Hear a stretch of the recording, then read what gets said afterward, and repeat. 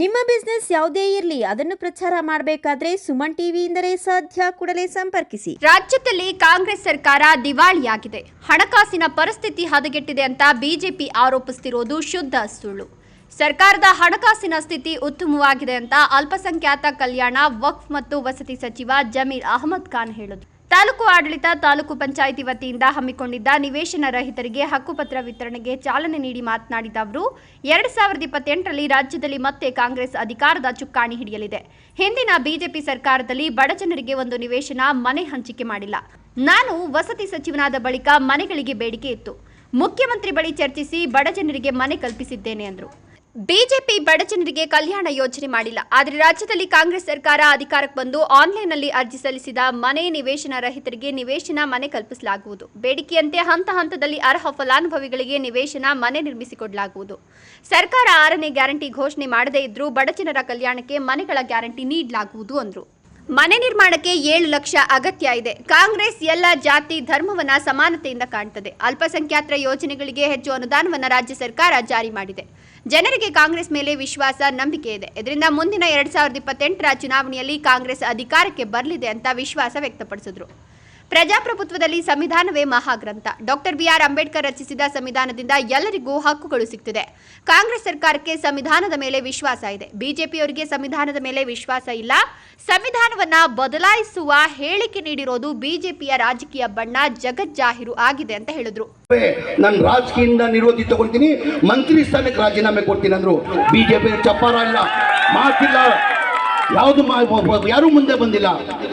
ಏನಿಗೆ ಬಡವ್ರ ಬಗ್ಗೆ ಕಾಳಜಿ ಇದ್ದು ಬರೋ ತಿಂಗಳು 29ನೇ ತಾರೀಕಿಗೆ ಹುಬ್ಳಿದಲ್ಲಿ ಕಾರ್ಯಕ್ರಮ ಮಾಡಿ 47,354 ಮನೆಗಳು ಕೊಡ್ತಾ ಇದೀವಿ ಬಡವರಿಗೆ. ಏನಿಗೆ ಕೊಡಕ್ಕೆ ಸಾಧ್ಯ ಆಗಿಲ್ಲ? ಚುನಾವಣೆ ಟೈಮಲ್ಲಿ ನಾವು ಘೋಷಣೆ ಮಾಡಿರಲಿಲ್ಲ. ನಾವು ಮನೆಗಳು ನಮ್ಮ ಸರ್ಕಾರ ಬಂದರೆ ನಾವು ಫ್ರೀಯಾಗಿ ಕೊಡ್ತೀವಿ, ನಾವು ಈ ಸರ್ಕಾರ ವತಿಯಿಂದ ಕಟ್ಕೊಡ್ತೀವಿ ಅಂತ ಹೇಳಿಲ್ಲ. ಅಂದರೆ ಕಾಂಗ್ರೆಸ್ ಪಕ್ಷಕ್ಕೆ ಮತ್ತು ಸಿದ್ದರಾಮಯ್ಯಗೆ ಬಡವ್ರ ಬಗ್ಗೆ ಕಾಳಜಿ ಕಾರಣಕ್ಕೆ ನೀವು ಒಪ್ಕೊಂಡು ಮನೆ ಸಿದ್ದರಾಮಯ್ಯ ನನಗೆ ಸೂಚನೆ ಕೊಟ್ಟಿದ್ದಾರೆ. 2026 ಒಳಗಡೆ ಅದು ಎಷ್ಟನ್ನ ಕಷ್ಟ ಆಗಲಿ ದುಡ್ಡು ನಾನು ಕೊಡ್ತೀನಿ. 2026 ಕೊನೆವರೆಗೂ ಈ 2,36,000 ಮನೆಗಳು ಕಂಪ್ಲೀಟ್ ಮಾಡಿಕೊಡ್ಬೇಕಂತ ಮನೆ ಮುಖ್ಯಮಂತ್ರಿಗಳು ಸೂಚನೆ ಕೊಟ್ಟಿದ್ದಾರೆ. ಇನ್ನು ಶಾಸಕ ಎಸ್.ಎನ್. ಸುಬ್ಬಾರೆಡ್ಡಿ ಜನಪರ ಶಾಸಕರಾಗಿದ್ದಾರೆ. 3 ತಾಲೂಕುಗಳ ಅಭಿವೃದ್ಧಿಗೆ ಸಚಿವರ ಬಳಿ ಕಡತ ತರುತ್ತಾರೆ. ಅನುದಾನ ಬಿಡುಗಡೆ ಮಾಡುವವರೆಗೂ ಕದಲಲ್ಲ. ಕಾಂಗ್ರೆಸ್ ಹೈಕಮಾಂಡ್ ನಿರ್ಧರಿಸಿದ್ರೆ ಸಚಿವ ಸಂಪುಟದ ಪುನರಚನೆಯಲ್ಲಿ ಸುಬ್ಬಾರೆಡ್ಡಿ ಸಚಿವ ಆಗ್ತಾರೆ ಎಂಬ ವಿಶ್ವಾಸ ನನಗಿದೆ ಅಂತ ಸಚಿವ ಜಮೀರ್ ಹೇಳಿಕೆಗೆ ಅಭಿಮಾನಿಗಳು ಶಿಲ್ಲೆ ಹೊಡೆದರು. ಸಿಎಂ ರಾಜಕೀಯ ಕಾರ್ಯದರ್ಶಿ ನಜೀರ್ ಅಹಮದ್ ಮಾತನಾಡಿ, ಸರ್ವ ಜನಾಂಗದ ಶಾಂತಿಯ ತೋಟದಲ್ಲಿ ನಾವೆಲ್ಲರೂ ಸಮಾನರು, ಸಹಬಾಳ್ವೆಯಿಂದ ಸಹೋದರತೆಯಿಂದ ಇರಬೇಕು. ಕಾಂಗ್ರೆಸ್ ಸರ್ಕಾರ ಬಡಜನರ ಕಲ್ಯಾಣ ಕಾರ್ಯಕ್ರಮ ಜಾರಿ ಮಾಡಿದೆ. ಸರ್ಕಾರ ಮಕ್ಕಳ ಶಿಕ್ಷಣಕ್ಕೆ ಉಚಿತ ಶಿಕ್ಷಣ, ಊಟ, ಆರೋಗ್ಯ ಕಲ್ಪಿಸಿದೆ. ವಸತಿ ಶಾಲೆಗಳನ್ನು ಮಾಡಲಾಗಿದೆ ಎಂದರು. ಉನ್ನತ ಶಿಕ್ಷಣ ಮತ್ತು ಜಿಲ್ಲಾ ಉಸ್ತುವಾರಿ ಸಚಿವ ಎಂಸಿ ಸುಧಾಕರ್ ಮಾತನಾಡಿ, ನವೆಂಬರ್ 23ರಂದು ಮುಖ್ಯಮಂತ್ರಿ ಜಿಲ್ಲೆಯ ಕಾಮಗಾರಿ ಲೋಕಾರ್ಪಣೆ ಮಾಡಲು ಶಿಡ್ಲಘಟ್ಟಕ್ಕೆ ಬರ್ತಾರೆ. ಶಾಸಕ ಎಸ್.ಎನ್. ಸುಬ್ಬಾರೆಡ್ಡಿ ಬಾಗೇಪಲ್ಲಿಯ ಕಾಮಗಾರಿಗಳಿಗೆ ಶಿಡ್ಲಘಟ್ಟದಲ್ಲಿಯೇ ಲೋಕಾರ್ಪಣೆ ಮಾಡಿಸಲು ಮನಸ್ಸು ಮಾಡಬೇಕು ಅಂತ ಮನವಿ ಮಾಡಿದ್ರು. ಕಾರ್ಯಕ್ರಮಗಳನ್ನ ಯಶಸ್ವಿಯಾಗಿ ಹೆಚ್ಚಿನ ರೀತಿಯಲ್ಲಿ ತಲುಪಿಸಬೇಕು ಅಂತಕ್ಕಂಥ ಒಂದು ಸದುದ್ದೇಶದಿಂದ ನಿರಂತರವಾಗಿ ನಮ್ಮಿಬ್ಬರಲ್ಲಿ ಒಂದು ರೀತಿ ಪೈಪೋಟಿ ಇದೆ. ಇವತ್ತು ಮಾನ್ಯ ನಮ್ಮ ವಸತಿ ಸಚಿವರು ಮತ್ತು ಅಲ್ಪಸಂಖ್ಯಾತ ಇಲಾಖೆಯ ಸಚಿವರು ನಮ್ಮ ಆತ್ಮೀಯರಾಗಿರ್ತಕ್ಕಂಥ ಜಮೀರಣ್ಣ ಅವರೆಲ್ಲ ಹೇಳಿದ್ದಾರೆ, ಹೌಸಿಂಗ್ ಫಾರ್ ಆಲ್ ಅಂತೇಳಿ ನಗರ ಪ್ರದೇಶಗಳಲ್ಲಿ ಸುಮಾರು 55,000ಕ್ಕಿಂತ ಹೆಚ್ಚು ಮನೆಗಳು ನಿಂತೋಗಿರ್ತಕ್ಕಂಥದ್ದು ಗೊತ್ತಿದೆ. ನಾವು ಈಗ ಅವರು 2,500 ಮನೆ ಬಾಗೇಪಲ್ಲಿ ಗ್ರಾಮೀಣ ಪ್ರದೇಶಕ್ಕೆ ಕೊಡ್ತಾ ಇದ್ದೀರಾ, ಪಟ್ಟಣ ಪ್ರದೇಶಕ್ಕೆ ಕೊಡ್ತಾ ಇದ್ದೀರಾ ಅಂತಕ್ಕಂಥದ್ದು ಹೇಳ್ಬೇಕಾಗತ್ತೆ. ಶಾಸಕ ಎಸ್.ಎನ್. ಸುಬ್ಬಾರೆಡ್ಡಿ ಮಾತನಾಡಿ, ಅಲ್ಪಸಂಖ್ಯಾತರ ವಸತಿ ಶಾಲೆ, ಹುಸೇನ್ ಶಾ ವಲಿ ದರ್ಗಾ ಅಭಿವೃದ್ಧಿಗೆ ಸರ್ಕಾರ 30 ಕೋಟಿ ಬಿಡುಗಡೆ ಮಾಡಿದೆ. ಅಲ್ಪಸಂಖ್ಯಾತರ ಮಕ್ಕಳು ಶಿಕ್ಷಣ ಪಡಿಬೇಕು. 3 ತಾಲೂಕು ಇರೋದ್ರಿಂದ ವಸತಿಗಳ ಬೇಡಿಕೆ ಇದೆ. ಸರ್ಕಾರ ಮನೆಗಳ ನಿರ್ಮಾಣಕ್ಕೆ ಹಣ ಬಿಡುಗಡೆ ಮಾಡಬೇಕು ಅಂತ ಮನವಿ ಮಾಡಿದರು. ಬಾಗೇಪಲ್ಲಿ, ಚೇಳೂರು, ಗುಡಿಬಂಡೆ ತಾಲೂಕುಗಳಲ್ಲಿ ರಾಜೀವ್ ಗಾಂಧಿ ವಸತಿ ನಿಗಮದಿಂದ 497 ಮಂದಿಗೆ ಹಕ್ಕುಪತ್ರಗಳನ್ನು ವಿತರಿಸಲಾಯಿತು.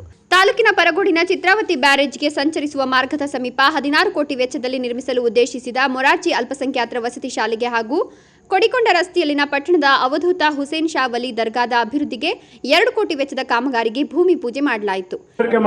ಖಂಡಿತವಾಗ್ಲೂ ಬ್ರದರ್, ನಾನು ಬಂದಾಗಲೇ ಆದೇಶ ತಗೊಂಡು ಬರ್ತೀನಿ ಅಂತ ಇವತ್ತು ಬಂದಿರುವಂತಹ ಏಕೈಕ ವ್ಯಕ್ತಿ ಜಮೀರ್ ಅಹಮದ್ ಅವರೇ.